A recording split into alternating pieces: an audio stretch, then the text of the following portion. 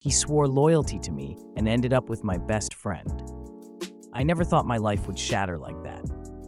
When I first met Valeria, I was going through one of the darkest moments of my life. My family was struggling financially, and I felt like the world was closing in on me. But then she appeared, bright, warm, like a light in the middle of my chaos. She always told me that I was her safe place, her anchor. She swore over and over again that she would never betray me, that she would always stand by me. And I believed her, because when you're in love, you don't question, you trust blindly. With Valeria, I spent 3 years of my life. We shared everything: dreams, arguments, reconciliations, plans for the future. She wasn't just my girlfriend, she was my best friend, my partner in everything. I was convinced that what we had was solid, unbreakable, something no one could destroy. And of course, there was Diego, my best friend since childhood. We grew up together, played in the same streets, dreamed of the same things. He was more than a friend, he was a brother. I trusted him with everything, my secrets, my fears, even my deepest feelings for Valeria. He was the first person I told when I realized I liked her. And when we finally started dating, he was the one who pushed me forward, saying, "Man, she's the one for you." So no, I never suspected anything. Not from her, not from him. Because how could I? She was my girlfriend, the woman who said she loved me, and he was my brother in everything but blood, the one who knew exactly how much she meant to me. Between the three of us, betrayal wasn't even an option. Or at least, that's what I believed. But things started to change when I noticed the silences. Valeria began to grow distant. She said she was tired, too busy with work, or just not in the mood to go out. Diego, too, started giving excuses, saying he couldn't hang out, that he had other plans. Slowly, both of them seemed more absent, less available. At first, I ignored it. I told myself, "You're just overthinking. Don't doubt them." But there was something in the air, something invisible yet suffocating, that started eating away at me. One night, at a small get-together with friends, I saw it, the way Valeria and Diego looked at each other. It was only for a second, a fleeting glance, but it froze me in place. That look wasn't innocent. It wasn't just friendship or casual familiarity. No, it was something deeper, something intimate. And the worst part? I knew that look. She used to look at me like that. That single moment cut me open. A poisonous thought carved its way into my mind. What if they're betraying me? I tried to shake it off. I told myself I was being ridiculous. But from that night on, every absence, every excuse, every unanswered message, it all felt like evidence. Evidence that my world, the world I built with her, with him, was slowly crumbling right in front of me. After that night, I couldn't see them the same way again. Every time Valeria said she was busy, I wondered if she was really with him. Every time Diego canceled our plans last minute, I questioned what he was actually doing. It was like living with a knife pressed against my chest, always there, always threatening to pierce through. I wanted to believe in them. God, I needed to believe in them. But little things kept piling up. Valeria suddenly started guarding her phone like it was her lifeline. She used to toss it on the table without care when we were together, but now it never left her hand. Sometimes, she'd smile at a text and turn away so I couldn't see. When I asked, she'd brush it off. "It's just work, don't worry so much." And Diego, he had started to avoid me. This was the guy who practically lived at my house, who used to call me at midnight just to talk about nonsense. But now, his calls stopped. When I reached out, he'd answer with 1 or 2 words, sounding distracted, like he wanted to be anywhere else. It was killing me inside. My chest felt tight, my mind spinning with questions I didn't want answers to. Still, I told myself, don't be paranoid. You'll ruin everything if you accuse them for nothing.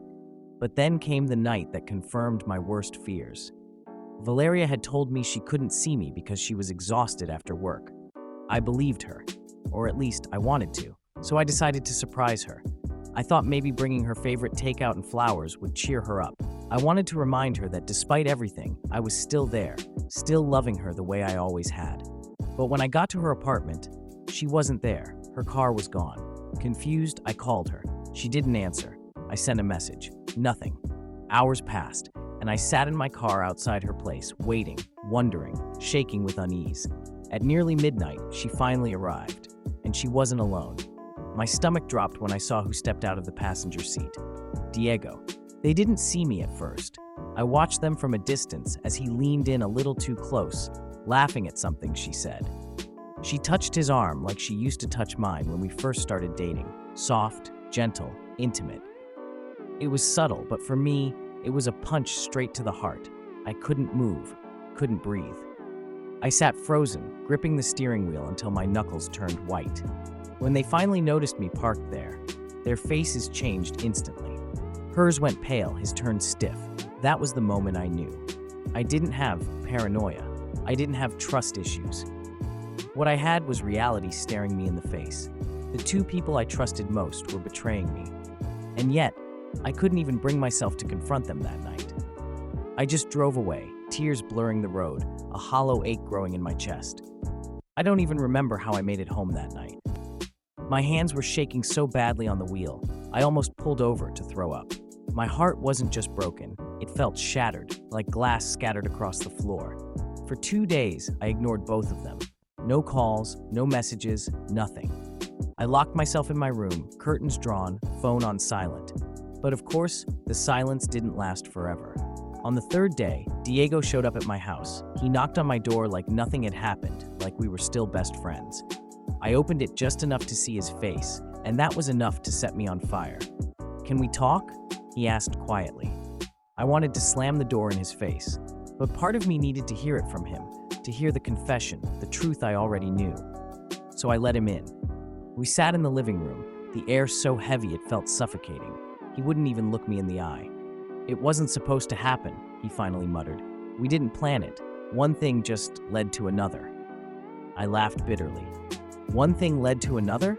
That's your excuse for sneaking behind my back with my girlfriend?" He winced. "I didn't mean to hurt you." "Didn't mean to?" My voice cracked. "You're my best friend, Diego. You were supposed to have my back, and instead, you stabbed me in it." Before he could respond, Valeria walked in. She must have been waiting outside, because she appeared not long after, her eyes red and puffy. Seeing her there broke me all over again. The girl I had loved for years, the one I had imagined building a future with, now stood in front of me as a stranger. "Please," she whispered, "let me explain." I shook my head. "Explain what? That you lied every time you told me you loved me? That while I was busy dreaming about us, you were busy falling for him?" Tears streamed down her face. "It wasn't like that. I still care about you. Don't." My voice was sharp, final. "Don't tell me you care. If you cared, you wouldn't have done this." The room was silent, except for her quiet sobs. Diego just stared at the floor, like a coward. I realized in that moment that the two people who had meant the world to me were no longer part of my world at all. So I stood up, opened the door, and pointed outside. "Leave, both of you. Whatever you two have, take it somewhere else. I don't want it in my life." They hesitated, but eventually they walked out. No more words, no more excuses. Just silence, and then the sound of the door shutting behind them. I collapsed onto the couch, shaking, broken, but also strangely relieved. Because for the first time in weeks, I wasn't questioning my sanity. The truth was ugly, but at least it was the truth. And as painful as it was, I promised myself something that night. I would never again let betrayal define my worth. If the two people I trusted most could destroy me, then I'd rebuild myself, stronger, smarter, and without them. That was the night I lost my best friend and my girlfriend. But it was also the night I started to find myself again. If this story kept you hooked until the very end, don't forget to subscribe to Storybar, give this video a like, share it with your friends, and leave a comment below. Your support helps us bring you even more stories full of drama, betrayal, love, and life-changing decisions. Don't miss the next one.